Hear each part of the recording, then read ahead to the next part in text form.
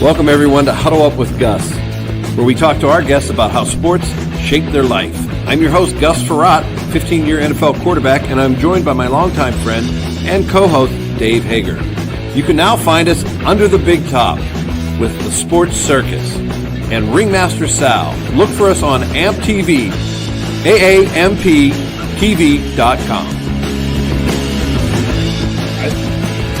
Hey everyone, thanks for joining us another episode of Huddle Up with Gus. I'm your host, Gus Frerotte, 15-year NFL veteran and quarterback. I'm usually joined by my longtime friend and co-host, Dave Hager. Dave is not here today. I have a new co-host that's much better looking, Marnie Schneider. Marnie, say hi to everyone. How are you?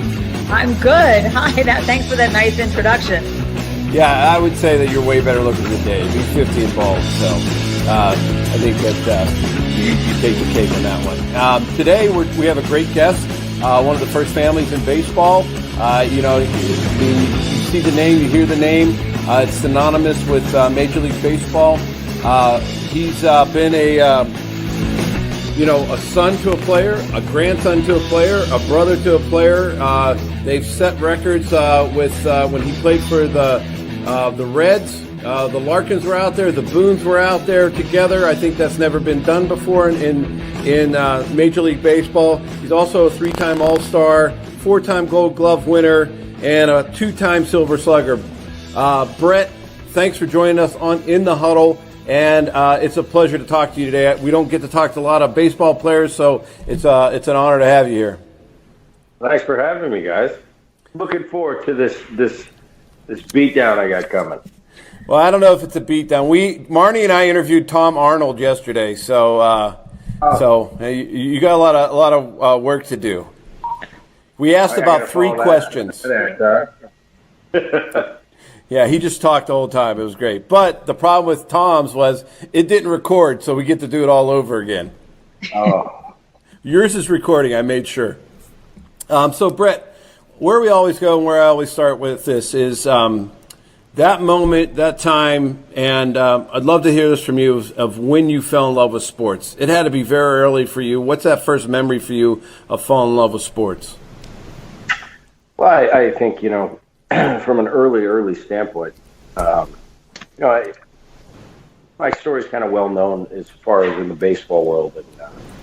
But my earliest influence and the guy I spent most of my time with was my grandfather. At an early age, from the time of 1 to 4, I was with Gramps a lot, and I just remember, and you know how when you're that young, hey, do you remember when you were 1? Not too many of us remember when we were 1, right? But I do have flashbacks, and in the backyard with Grandpa and hitting wiffle balls. He used to tell me I'd wake him up at 5 in the morning, in full catcher's gear, and say, Gramps, let's go, let's play ball, and that's really, the earliest memories I have. But he was a big influence on my life going forward, starting at a young age. Was it always baseball, or did you play other sports when you were young? No, I dabbled. I played. Yeah, I was when I was 10, 11, 12, getting to high school, I played basketball, and football, and I got to high school, and I was really small when I got to high school as a freshman, and it kind of dropped me out of football. I kept playing basketball, but even then, by my junior year, I dropped out of that and just played baseball full time. And that was a time when off season we were starting to get into those, not necessarily travel ball like it is now, but you could kind of play your sport year round. So in the winter, I had a league that I was in, and in the summer when school was over, we had a league I was in here in Southern California.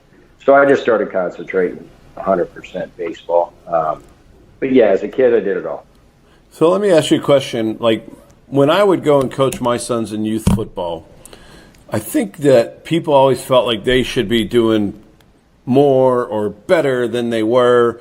And I'm always like, no, they're just a kid growing up. Did you feel like when you were playing, like, Little League and things like that the kids maybe thought you should be more than that? You know what I mean? Because your dad was there, your grandpa was there, they were Major League Baseball players. Did you feel any of that?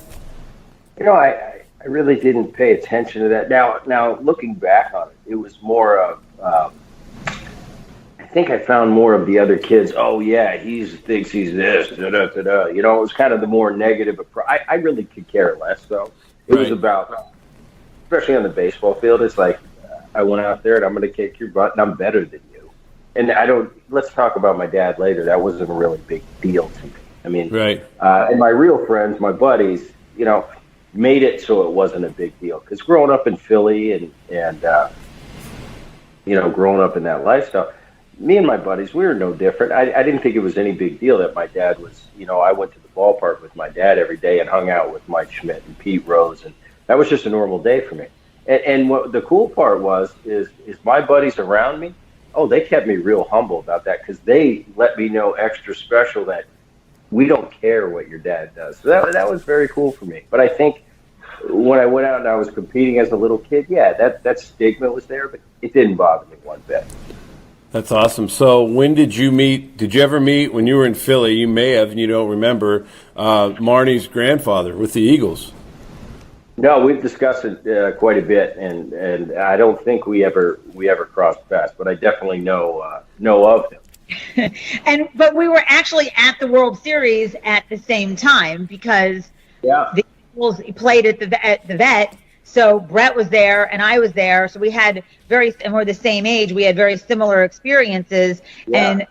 And so you having your friends keeping you humble, and that's what good friends do, is they're like, they put the choke chain on you and they're like, nope, you're not going to get with that.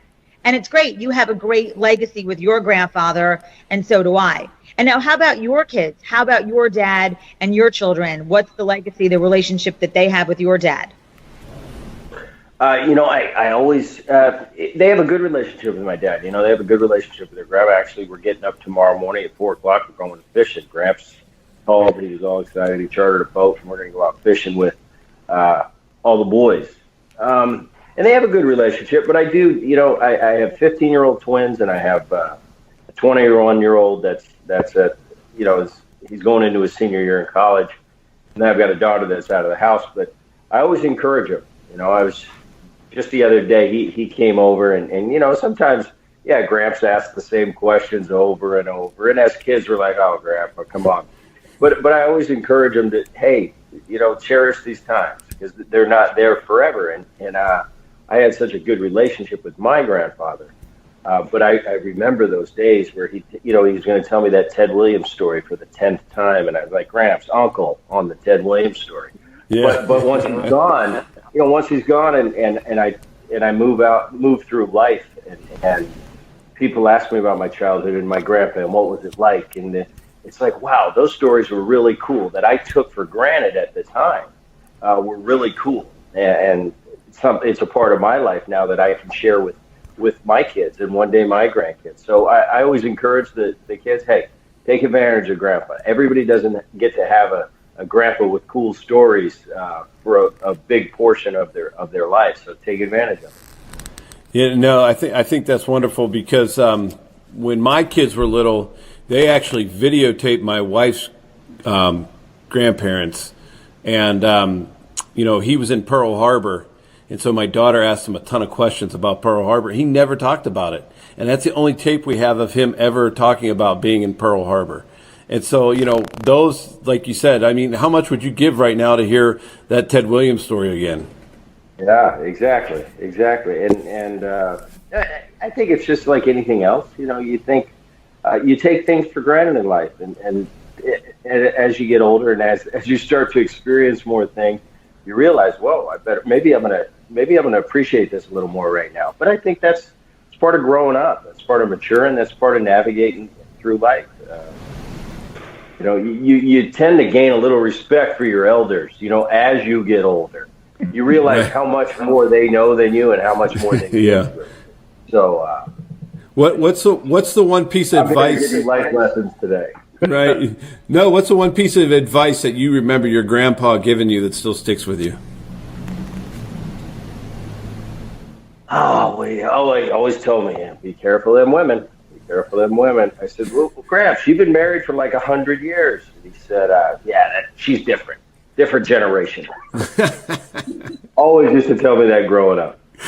You know what's funny? when we interviewed Tom Arnold yesterday, we said, what advice would you go back and give your young Tom Arnold? And he said, I would date more and never get married because he's on his 4th divorce. And he's like, I would just tell myself, take your time. Go on 10 dates. Don't get so sucked in. So it's pretty funny that 2 days in a row we get that advice. Maybe it's because there's a woman on with you guys that, that's what it is. But definitely that was probably very good advice from your grandfather. And what about his legacy? I mean, how do you sustain his legacy, Bret? I know the book is really dedicated to your grandfather, but how do you sustain your family legacy? Well, I mean, I don't know. What do you actually mean by that? Well, I think, your grandfather had, he was kind of a pioneer in many ways in baseball, and then created a son who loved the sport, and then has a grandson. And so how does that translate down the family line? Oh, okay. No, that makes it a little easier for me. Well, Gramps is, and as my dad's getting older now, I see a lot of Grandpa and Dad. I mean, he was here yesterday, and he's making some comment on something, and my mom's, they're giving me the look like, oh, your father, and I'm going, it's just like Grandpa. I said, that's Grandpa right there, reincarnated. But I'll tell you, Gramps was the pioneer. Dad takes over. As much as my dad and myself are oil and water, we're completely different. We come from a different cloth, but being his son, and I just know my upbringing, how there was absolutely zero pressure on me to achieve anything. It was, he was a tough dad, but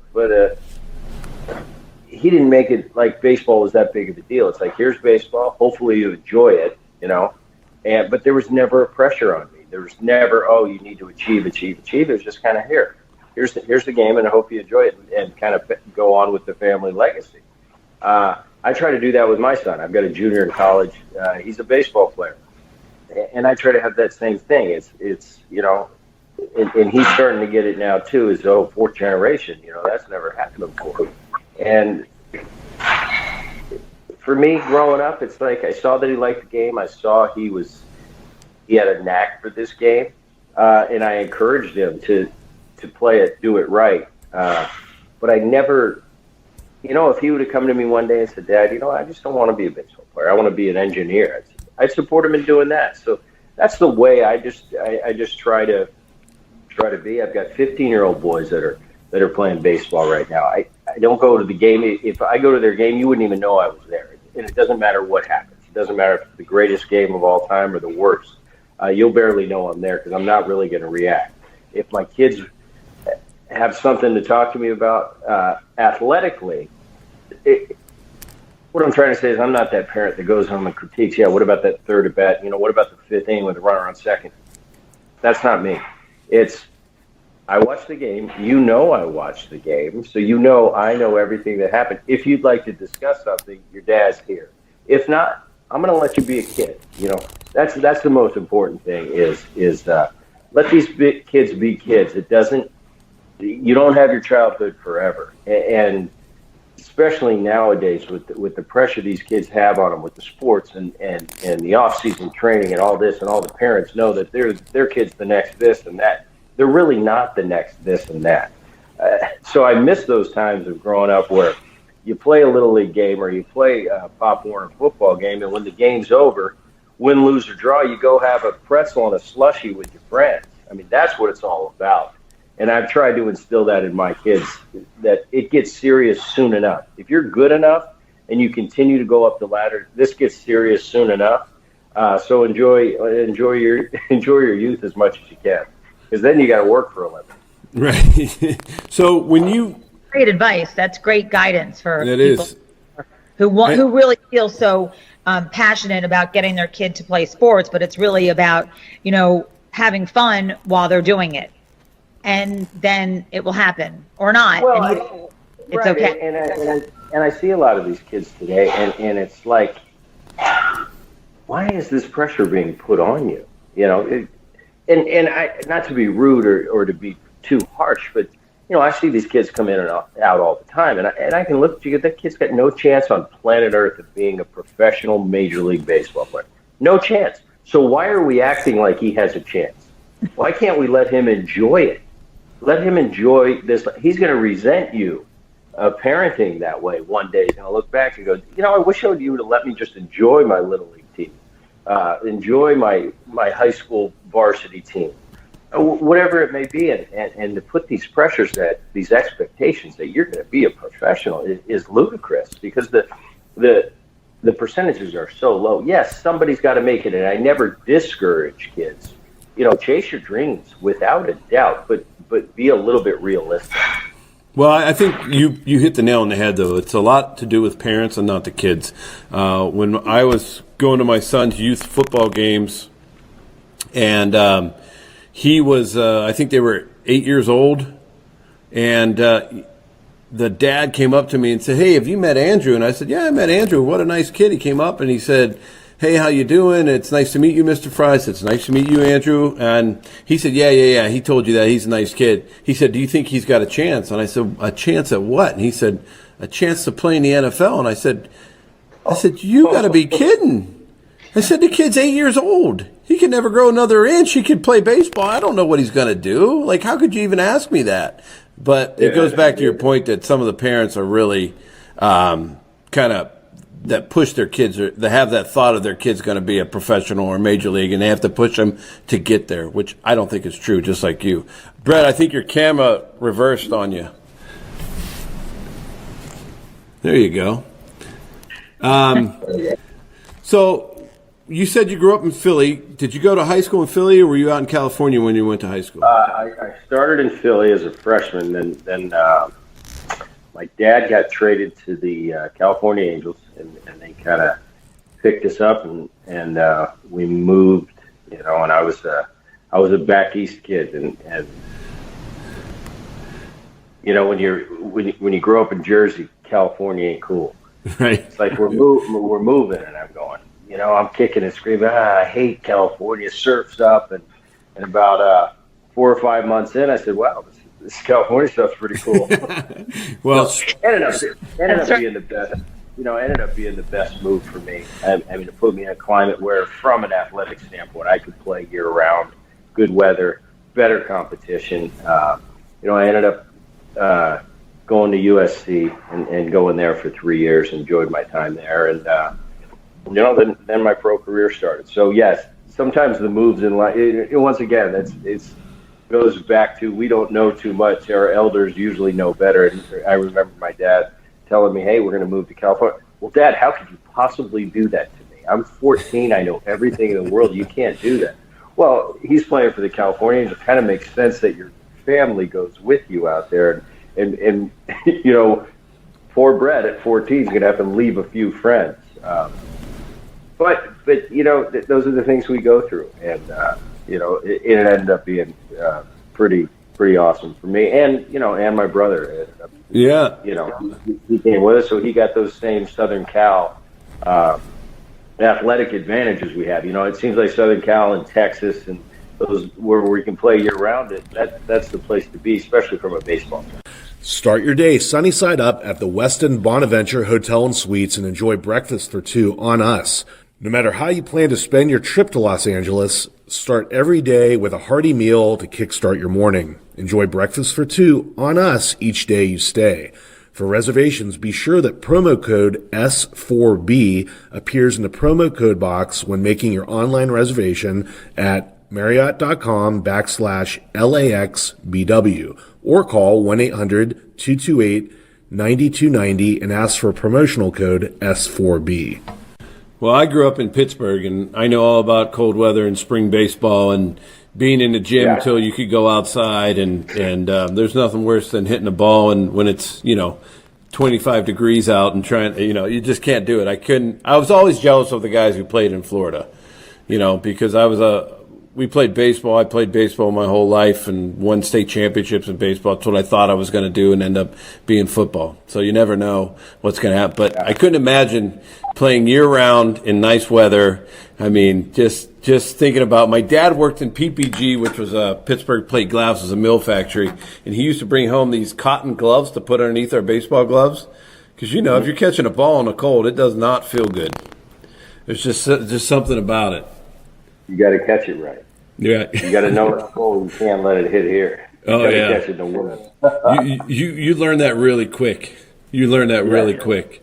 From catching balls that are in stadium is where you learned it. Right. Yeah. So anytime it's cold, you learn how to do things a little bit differently. So you go to USC. What was that experience like for you? I was never. I'm asked about it all the time now because of my son and his playing times. And hey, Bret, people bring it back. He's at Princeton, and I was at USC, which is a pretty reputable school. But what about your college days? And I laugh because my son and my boys know, they're student athletes and they're student athletes. And I was definitely at USC to play baseball. And from day one, with my counselor, what do I need? You need a 2.0 to stay eligible. And I got a 2.0.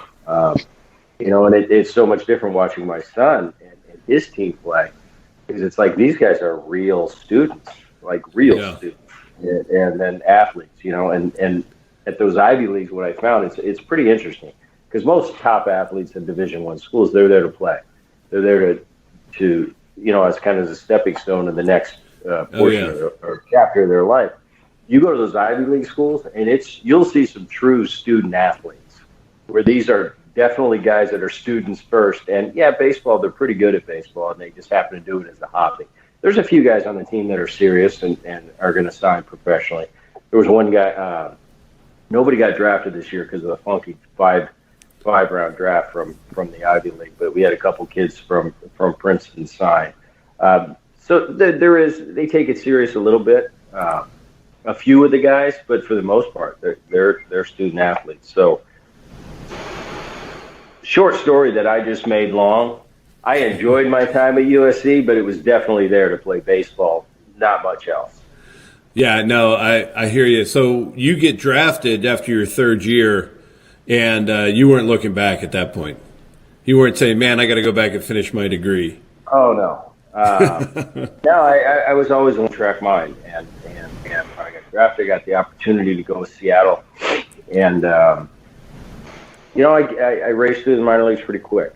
I got there in a couple years, and I thought, this is going to be easy for me. The big leagues is simple, and there was some humble pie waiting for me. I got through the minor leagues really fast, and I succeeded at every level really quick, and I got to the big leagues, and the next thing I know, it's 2 months into my season, and I'm hitting 198, having a beer with a friend after the game, and I'm looking at him, I look up at him, and I said, wow, big league was tough. And he looked at me, and he said, no shit. I don't know if we can say that here. But, oh, yeah, definitely. Say whatever you want. It was just a different level that I had never experienced. The minor leagues is one thing, and it definitely prepares you for the big leagues, but the big leagues is definitely something else, and it's something that a major adjustment has to be made.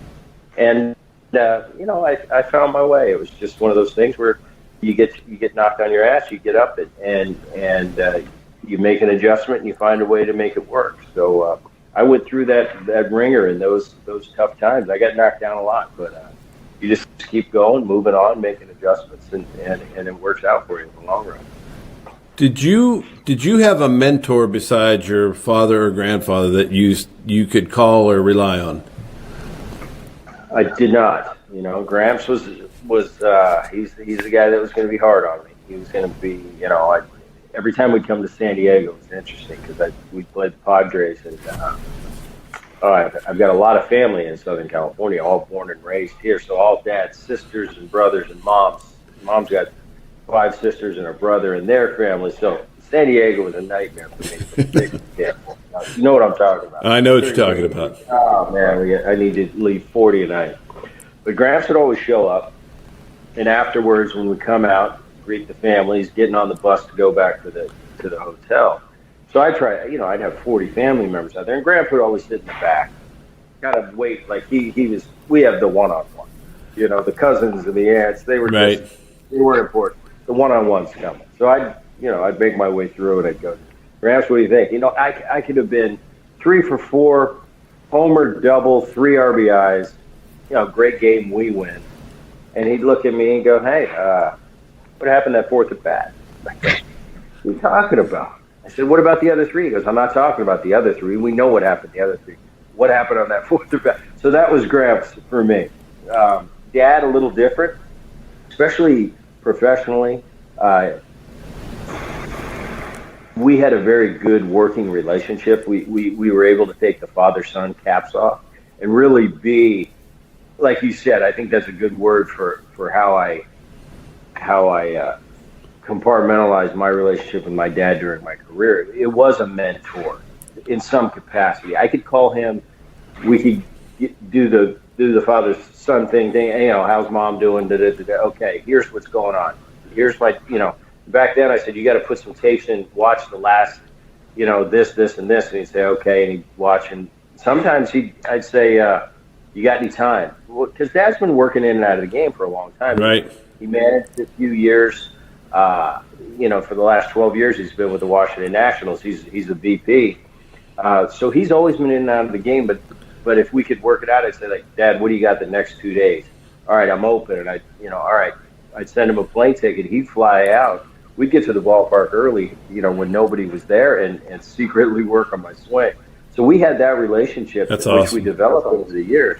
As a kid, I didn't have that relationship with him, through high school. But once my professional hit, we had a real knack to be able to go take off the father-son, the family thing, and just go mentor, player, or player, instructor. And it was really cool. Did he ever give you advice on how to deal with your grandpa? No, but I could give him some advice now on how to not act completely like Grandpa. But he's at that point. He's getting funny now too, because he's at that point where he really doesn't give a rip about anything. And you say, yeah, in certain places you can't say that or this or that. I don't really care. How about that? I'm 72 years old and I'll do whatever I want. I'm beyond caring that, So I have those talks with him. So it's entertaining, to say the least. That's that generation, though. My dad was the same way. I'm like, "Dad, you can't eat that. You just had a heart transplant. And you can't eat that. Nobody's going to tell me what I can and can't eat." I can do anything I want. Right. My grandfather had open heart surgery, and he was drinking and smoking a cigarette on the gurney as they were wheeling him into the operating room. And he didn't, and he was like, "Well, this is what it's for." So it's interesting. Will we become like that? Bret, do you feel like that's like you're heading in that direction of being like, "I'm just going to not, whatever I say is okay"? I don't think so. I like I said, I think Dad and me are oil and water. We're different. I'm not really like my dad, and I'm not really like my grandfather.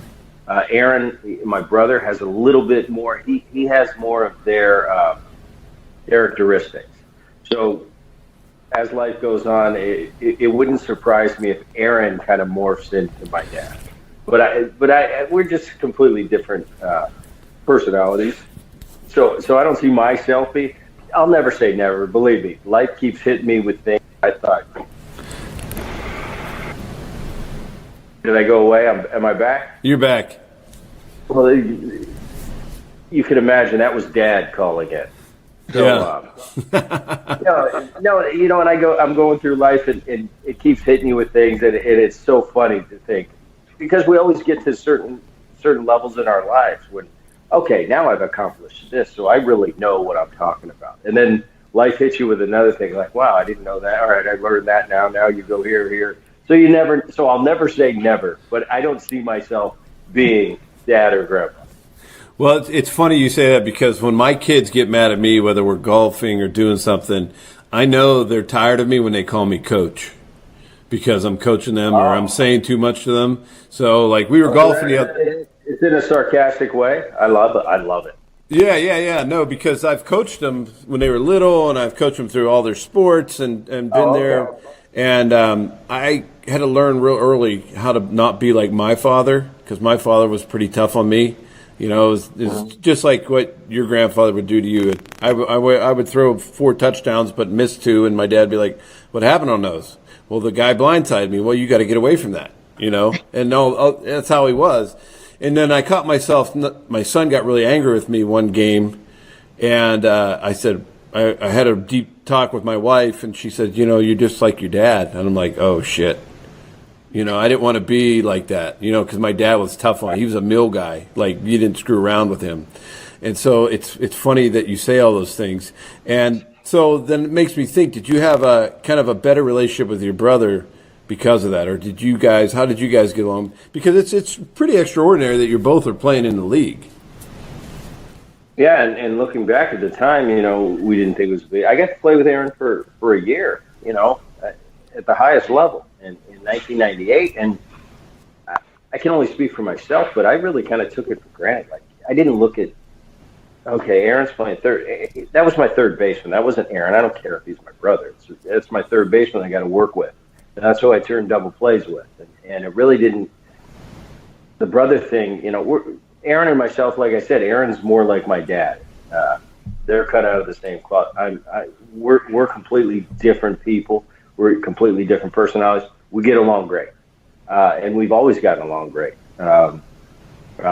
But just different. Aaron, I speak about the relationship I had with my father, how we had a really good professional working relationship when it came to the game and my swing. We worked great together. Aaron and my dad completely butted heads. Really? And I always tell, that sarcastic coach line, that's kind of how Aaron was with Dad. Oh, they couldn't get past the father-son. It was always like, shut up, Dad, Yeah. Whereas mine was, all right, Dad, let's work on this because my swing as good as anybody. Let's work on this professionally, like I'm speaking to another adult, not like I was speaking to and Aaron and my dad, somehow I saw that dynamic from afar. They just really couldn't get past that father-son. It always turned into the, well, Dad, you always got to say that. Why don't you shut up, son? And they could never get past that dynamic where I luckily found a point in my life where I could get past that. And it really was beneficial for me. It helped me professionally. Yeah. No, I see that with my sons as well. Gabe, my younger, he's always asking me questions about golf and how's my swing look, what can I do to get better? And Gunner's just like, leave me alone, Dad. I'm going to watch videos and figure it out. Like, don't. Yeah. He calls me his kryptonite when we play because he's always worried that I'm going to say something to him. Right, and there's that's his personality, and it doesn't have to be Dad that works with it. I have a son that comes to me definitely for advice and definitely for the mental side of the game, but the physical side of his swing, me and him don't really mesh. And that's not a slight on Dad or son. It's just certain people in life you work with on certain things. And if he has a question about the game, like Bret, Dad, what do you think about that second at bat? I had him set up for this and this. I love talking about that stuff. And me and him can talk about that for hours. But when it comes to the physicality of his swing, it's tough for me to, I know exactly what to tell him, but from here to here, we're on a different wavelength. So sometimes he'll go to his grandfather for that, which is perfect for me. Yeah, which is good. Bret, there's a lot of boys in the family, and you do have a daughter. So yes. How do you encourage your daughter to, what do you think the advantages of having all this, like, baseball and sports in her life? How has that benefited her? Because I believe, like, sports are the universal language. So I'm sure that with your daughter, she's definitely been the beneficiary of all this, sports talk.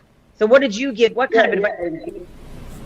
And Savannah, she was great. She grew up around this game and listening to me and listening. She loves spending time with her Uncle Aaron. She loves when she's in New York, she's going to go to Uncle Aaron's house. First of all, she likes going to the Yankee games and being cool. And, she's that's her gig. Like, look at me, I'm in the booth, But let's be honest, what's most important? But no, getting past that, she's just been around the game her whole life. She went to she was an athlete herself. She was a volleyball player. She went to USC. She got her degree in 4 years in business. She's in the sports world. She's in that. I can't exactly describe what she does, but she's in that techie, handling social media accounts for athletes and companies that affiliate themselves with sports. So she's always been in it. She's just she's a real sharp girl, and she really knows. And I don't know if she just, because she's been around the game her whole life, and because she's been around myself and her uncle and her grandpa, she just kind of has I'm even impressed sometimes when she'll explain things to me. I'm like, how'd you know that, Dad? Come on, this is my life, and it's pretty cool to hear it from her. But also, she's had that, being the only girl, she's had that princess role that she gets to play too. And, I see it when she goes to Grammy's house and, we're going to get facials and massages.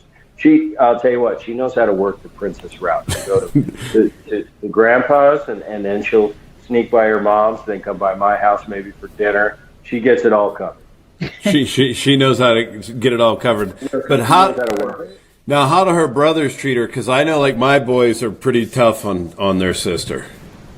My oldest son, they kind of have an adult relationship where they're kind of cordial with each other. The 15-year-olds, it's just kind of whatever. They don't really pay each other any attention. Oh man, it's funny because now, like, all my kids have been dating. They're all been single, and now they're kind of dating, and they just rag on each other and their boyfriends or girlfriends. And we had them all on the phone the other day, just like this, saying, "Okay, what are you guys doing? Why do you have to pick on each other so bad all the time? Just lay off, let the other one be happy." And then they just, "Well, she started it, and because I was dating this girl, and she used to say all this," and it's pretty funny. But they're all super competitive, and just like you, my daughter's been around sports forever, and I think the drive, the thing that she's seen. Because all my boys play football, it's been in my family. It's just the competitiveness. And they're so competitive in everything we do, playing board games at home, whatever it is. And it's just that drive that they get from being competitive, and that's what sports gives you a lot of times. I don't know if you've seen that. No, without a doubt. Without a doubt. So you get to Seattle. You're in the minors. How many years were you in the minors? I was there, right at about 2 years.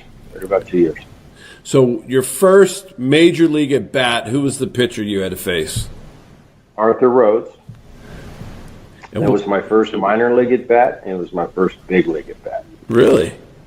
Which is, at the time I didn't make much of it, but look, that is I think I'm in very rare air for players that can say their first minor league at bat was against the same guy they faced the first at bat in the big league. Yeah, very just weird timing. What was Arthur known for? What was his pitch? Like, you had to study all that. So what were you? Arthur at the time, this is 1990 now.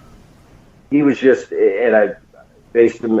He pitched for the Orioles. He was in the Orioles. It was A-ball. I think it was Frederickson, which was in the Carolina League.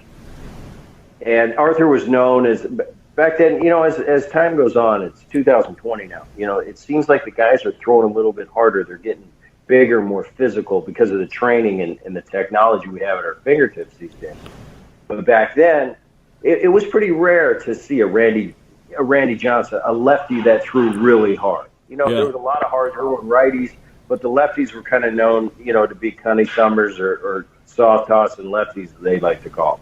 So it was rare to see a guy firing from the left side, and Arthur had that reputation. And I remember pulling up to the stadium and, my first game in the minor leagues, they said, "Oh, kid, you picked a rough one to have your debut on." I said, "What's the big deal?" I said, "Well, Arthur Rhodes is pitching. He's the number one prospect for the Orioles, and he throws 98 and this and that." I said, "Is it lefty or right?" He said, "Lefty." I said, "No problem." Because the lefty, the lefty, you always have that advantage a little bit as a right-handed hitter because it's coming. You can see the pitch; it's coming from the other side. So I was kind of relieved that I wasn't going to facing a nasty righty with a great breaker ball for my debut. I had a lefty. At least I knew I had a chance to not embarrass myself. So it worked out good. I think I hit a double off the left field wall, my first at bat in the minor leagues. Base hit up the middle. First about my big league, my big league debut. So same result. And then played with Arthur for 3 years in Seattle. He was the setup guy for the Mariners. So went full circle. Go ahead, Marnie. Well, okay. Did you ever have game day jitters? Yeah, good question. Let's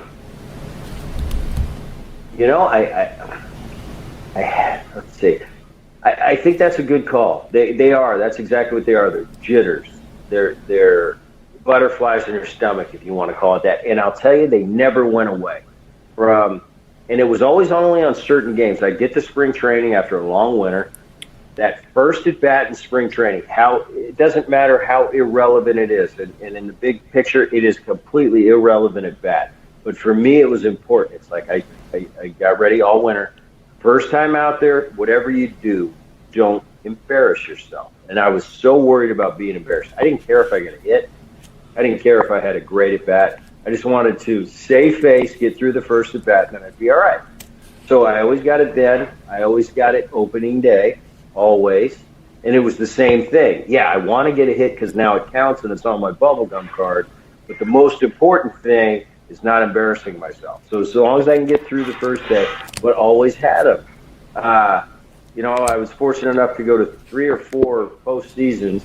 It seemed like every postseason, that first day you go line up on the side and they're announcing your name like it's opening day, but now it's the postseason. I always had butterflies then. If I was fortunate enough to make an all-star team that year, always when they announced me there. So it's not like I had them a lot, but they never went away. And that's the cool thing about the game. It makes you know you're alive. You've played this game for 14 years, and if you're still getting butterflies on opening day, you still got that fire in your belly, and I think it's actually a cool thing. Valet, stay, and play on your next getaway to Los Angeles. The Westin Bonaventure Hotel and Suites offers effortless access to all the City of Angels has to offer.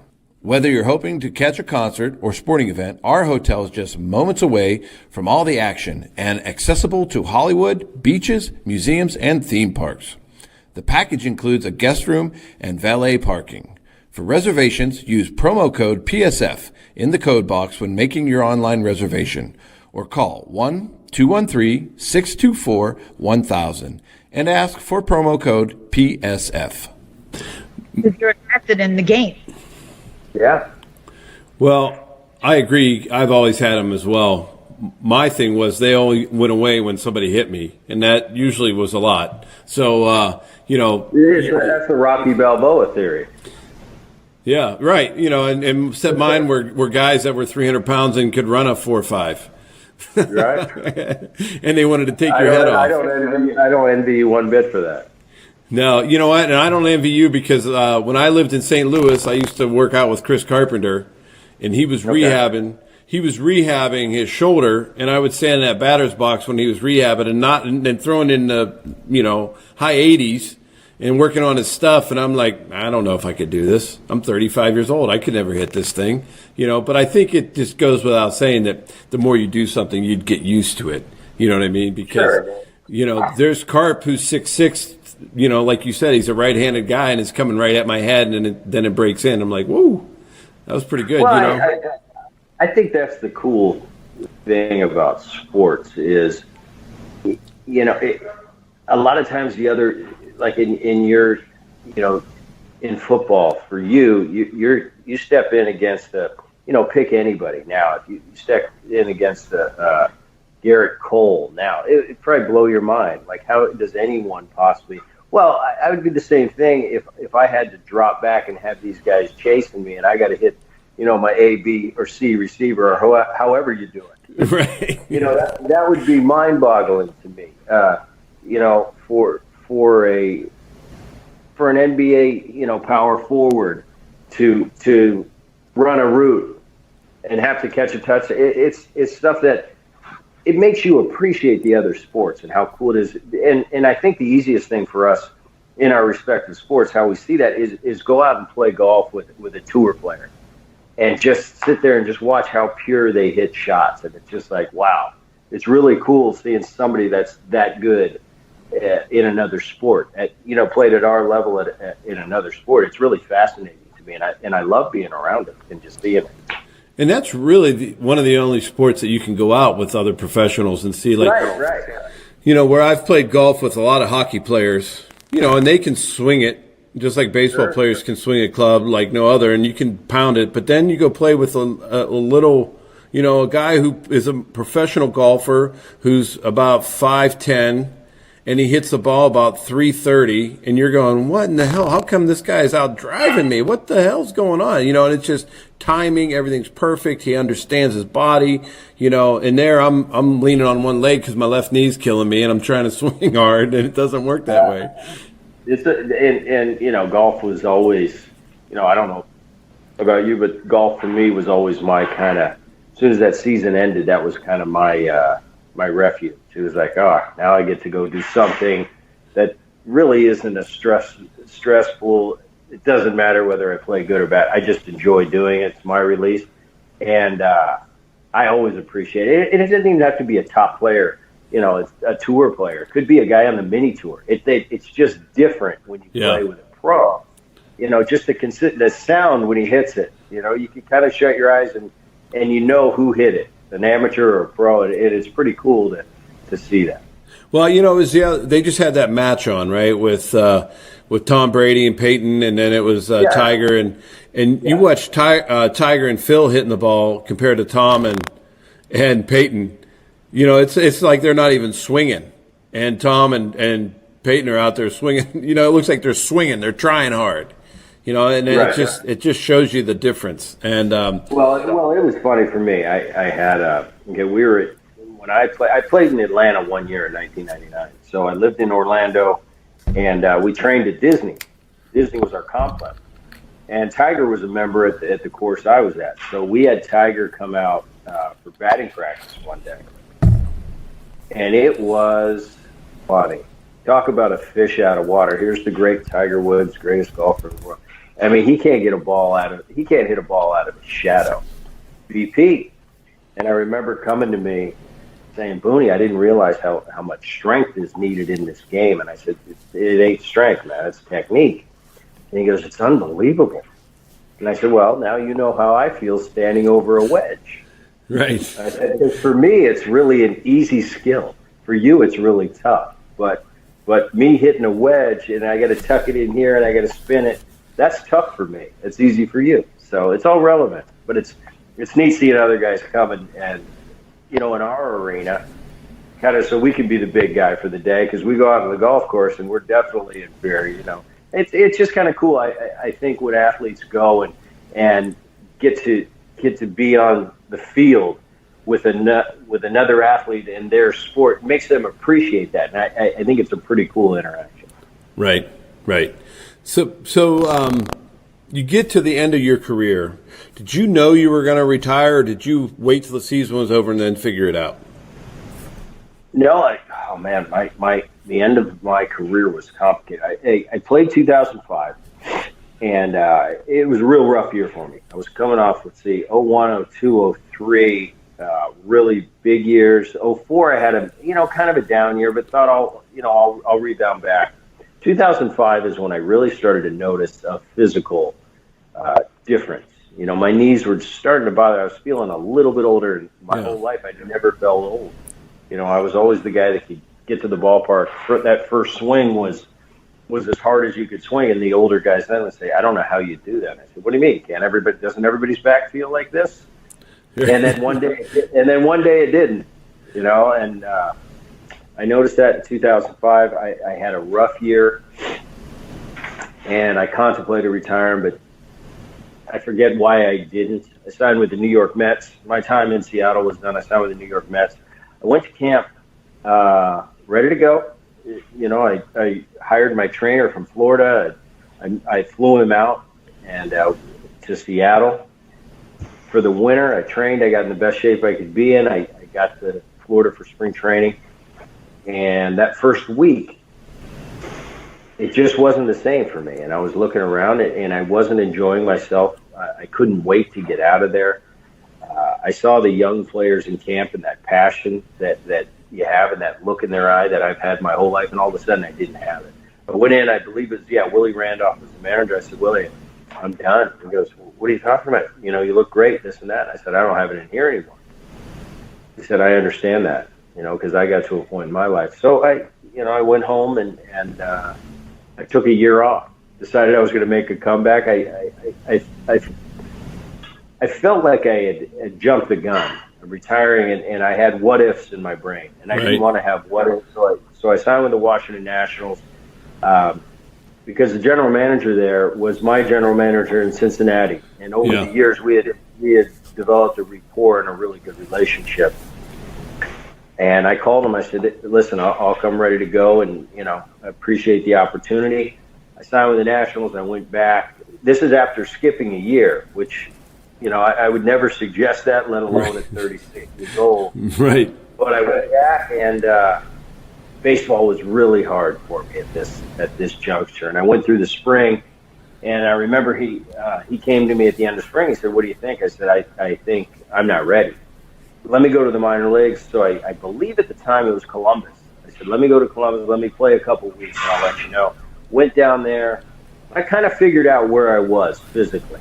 And got a phone call from his name's Jim Bowden. Got a phone call from Jim. He said, where are you at? I said, well, he goes, give me some numbers. I said, what can you do? I said, well, I can give you 4 days a week. He said, I could probably hit you 270, not because I'm that good, just from experience. Probably hit you 10 or 12 homers, and however many days I play, that'll tell you how many I'll drive in. Right. He said at second base, I can still turn double play as good as anybody in the world, but I've lost a step both ways. And he said to me, that's better than what we got. How about I call you up to the big leagues tomorrow? And I thought about it. I said, Jim, I'm gonna fly home real quick, discuss this with my family, and I'll get back to you. I went home. And because, I had played this game for so long, and at my peak and in my heyday, man, it was really hard then. And, I got to play with some great teams where we won 116 games one year. And I had the career year of my life, and still baseball was really hard. And now I'm thinking I'm going to be playing for the Washington Nationals, who I've seen that team. They're going to lose 100 games. I'm a shell of what I used to be. Is this really worth it to me? Yeah. And it really wasn't. And I ended up retiring then, officially final. And but it was cool because I got some closure, and there was no more thoughts. There was no more what ifs. I knew that I was too old. I couldn't play like I used to. Yeah. And thanks for all the times. And it was time for me to bid farewell. Well, I called some friends when I was getting ready because I played 15 years. I broke my back that year. I had a bad knee, and I was calling friends, and I said, "How do you know?" And they said, "You just know." Yeah. You have those what if questions, and they always told me that if you have what if questions, you're not really sure if you're done. Right. You're going to know when it's over, for sure. So what are you up to now? You retired from baseball? You've been out for a while? Are you just happy in retirement? Did you start any companies? What are you doing now? Are you involved in some charities? We've been locked down for what now? 3 months. Right. We're still coming out of it slowly where I'm at. Yeah. Over the year, I retired.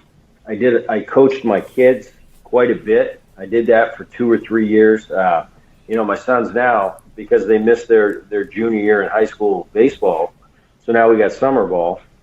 So I'll probably go out and coach them for this.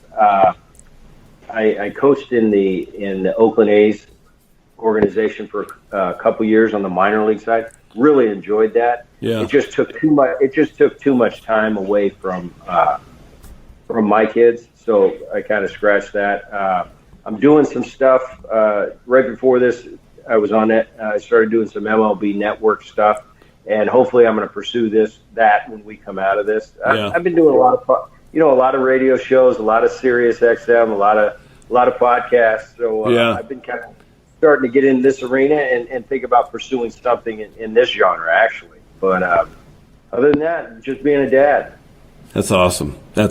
So one of the last things we do on the show, we call it the 2-minute drill or no huddle, where Marnie and I will fire some questions at you, and that's how we end the show. Then when we're done, we'll let people know how they can get a hold of you or find you or whatever. But so for me, one of the things was, you've had some idols and mentors like you mentioned. Did you have anybody else that when you watched baseball growing up that you said, that's kind of who I really want to be like? Did you have an idol? besides your dad or your grandpa? I didn't, and it was weird because when I was growing up, especially early childhood, it's like everybody would ask me, who's your favorite player? I don't have a favorite player. I love all those guys. I go to the ballpark and I shag with Manny Trio and Pete School, and I like Schmitty. So all these guys were my buddies, but if I had to really break it down and say, and not necessarily saying who I want to be like, but who would I want to emulate how you played the game? Once you stepped onto that field, who did I want to play like Pete Rose? And I don't think I can really there's nobody that comes to mind that is like him.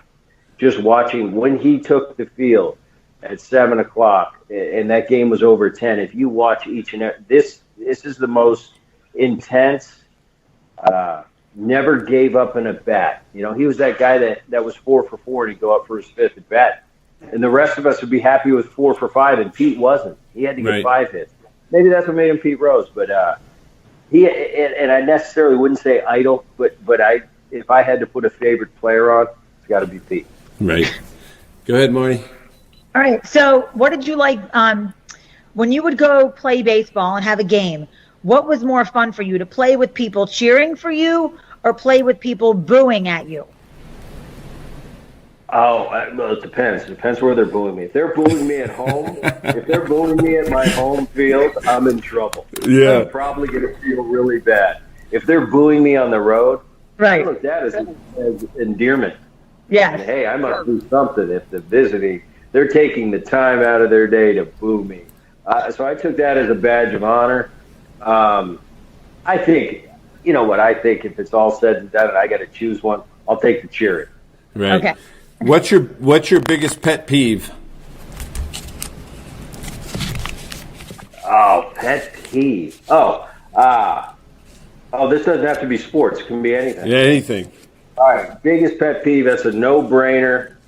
It's people that, when the elevator door opens and you're in the elevator, the people that rush onto the elevator before you get off. That is not the protocol. The protocol is when the door opens, you let the people exit the elevator before you come on. And the pushy people that push their way on before you even come out, my pet peeve. And I always let them know. I said, that's not how you do it, as I'm walking out. Right. That's not how you do it. Great. Go ahead, Marnie. All right. So what would be your best one-liner? If somebody's going to say, Bret Boone is known for this one line or this word, what would that be? Worry about yourself. I like it. That's my answer to anything. If you get into my bed, worry about yourself. Right. Yeah, that's perfect. All right. So if you could go back to a young Bret Boone and give him a piece of advice, what would that advice be that you would give to yourself? Let's see.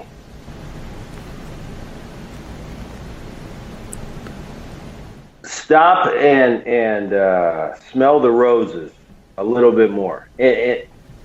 Stop, take the time to look around and appreciate what you have and how lucky you are to do what you do. It seems, looking back, and that's probably, Gus, I don't know if you have those same feelings. I think when we're playing at our height and it's so competitive and there's so much on the line that you really don't have a time to just, sit there at Wrigley Field in a day game, look around and go, how cool is this? I get to do this for a living.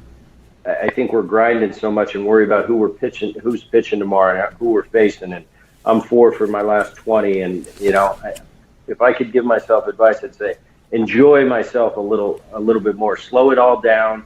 Everything isn't life and death. And just, I don't know, just stop and I agree, because one thing I say I wish I would have done was just kind of, not that I'm a journal guy, but even from high school, just write, if I had a game, what was something I remember from that game, like that, because, I've played in so many, just like you've played in so many games, you can't remember every good thing, but to go back and then just kind of write down some special moments that happened to that day, that would be my advice, is really take into account what's going on with you, write it down so you never forget it. Because for me, I've been hit in the head a lot, so I forget a lot of stuff.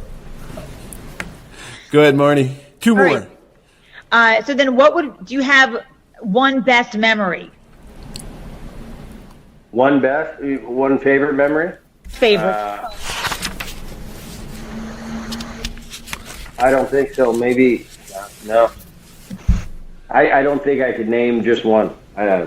Maybe the day I got called up, maybe my first game in Baltimore. But I've got a lot. I don't have any just defining moments in my career. I have a lot that were really cool, but there's not that one subtle. There's not that one moment that really jostles me. Right. Now, have you ever played armchair manager with your brother when you're watching a Yankees game and he makes a decision? Give me an example. Without a doubt. Okay, because we talk a lot about it too. He'll call me, and once in a while he's fishing for some advice. Right. And, and sometimes I tell him what I tell him, and sometimes he takes my advice, sometimes he doesn't. But I know if he's calling me late at night, he's puzzled. He doesn't know what to do. Aaron's got a little bit of a quick hook when it comes to pulling guys out of the game, and I worry a lot about the mindset of my guys around me. So for instance, if a guy I'm going to rely on every fifth day for the entire season, I keep taking him out of the game in the fifth before it's considered an official game, so he's not going to get the win or the loss. Eventually, he's going to start to resent me and be pissed. And I always tell Aaron, it comes out and it's 3-1 in the fourth. And I question a lot of times when he makes a pitching change. Now, 3-1, he's winning. So by taking him out, he gets a no decision. Let him get through the fifth so he can get a decision. I know the game's changing and the numbers are changing and they're not considering wins and losses as heavily as they used to. But there's still wins and losses. And believe me, to that pitcher, it's important to him to get the win versus not get the win. That's like telling me as a hitter, well, that RBI wasn't really important. Oh, really? Pretty important to me. Right. No, I love that. I question a few things with Aaron there. And usually his talks with me are, who should I go with tomorrow for this playoff, spot? And the only advice I give to Aaron all the time is, listen, I can tell you what I see on TV and what I think and give you my advice. But when it comes down to a gut decision, you got to go with your gut. You're the only one that knows. You're the guy in the clubhouse with you. You guys are a family for 162 games, so only you know what that guy's thinking. And that's the interesting part of managing and being a people person, is to be able to look in another guy's eyes and know, is he done or does he have another 2 innings in him? Only you can know that. I can't know that from watching on TV. Yeah, no, I hear you. One last one. So I'm assuming baseball's got to get started again at some point. It's going to be a shortened season. Who's your pick for who's going to win it all this year? The Yankees are healthy on paper. Nobody's better, and that has nothing to do with Aaron. That's just my analytical side. I think Houston's going to surprise people and be better than they think. They've got a big cloud that they've got to play out of. They did to themselves and they PR'd themselves that way. Right. I'm not a guy that's really grilling them for what happens, because I think it's a lot more widespread than people think. If there were electronics involved, we don't have all the facts in that. If there were electronics involved on your person, that's a different level, and I say throw the book at him. Yeah. But that's a conspiracy theory to me as of now. I think it's widespread, but the scrutiny is going to be pretty heavy, especially the way they came out and defended themselves. They went to the podium and read a BS letter. Yeah. When you get caught in something like that, you got to come out and show me some remorse. And I didn't see that. But I think they're surprisingly going to have a better year than people think because of the talent level of that team. I still believe that's a hugely talented team. I got to go with the Yankees, and I think it's a no-brainer in the National League. Dodgers are definitely the class of the league still. All right. One last thing. So tell us real quick about your book and how people can find it and your autobiography. I think it's very interesting. Marnie, let them know. I have no idea. I haven't. I think now you can only get it like on a Kindle or what's it called? The ebooks. I have some copies. if someone needs. I don't even know. I haven't. You haven't. You know, it seems like it's 2017. I haven't talked about my book in a long time. It's a pretty cool book, though. If you want to pick it up, pretty cool. You got some interesting stories. And you touched on it earlier about Grandpa. Is that's when it first hit me on how special the times were with my grandpas. When I wrote the book, because I really didn't want to write the book. Kind of got talked into it, and then as I got into it, it brought up old stories and memories, and I wrote it, and I thought, that was the coolest part, is just reliving my childhood and relationship with my grandpa. That was the most important, and there's some pretty cool stories in there too. And since Mother's Day is this weekend, I think that certainly. Yeah, but what are the people that download the books and listen to them online? What is that called? Audiobooks. I think it's on. Yeah, audiobooks.com is where you can get Home Game. Go out and purchase it now. I love it. We'll throw it out there. Well, Marnie, do you have anything else? No, Bret, hopefully you'll end up on MLB Network, because you're great to watch and great to listen to, and certainly an expert at many subjects, including baseball, of all things. Well, we'll see. I appreciate it. Yeah, we'll see. Keep plugging along, and what'll happen will happen. Yeah. So good luck to you, Bret. Good luck to all your kids. I'm sure there's going to be a fourth generation in the MLB, and I can't wait to see them succeed. So best of luck to you, and thank you for joining us on Huddle Up with Gus. All right, Gus. Thank you, man. See you, Marnie. All right, see ya. Bye, everyone.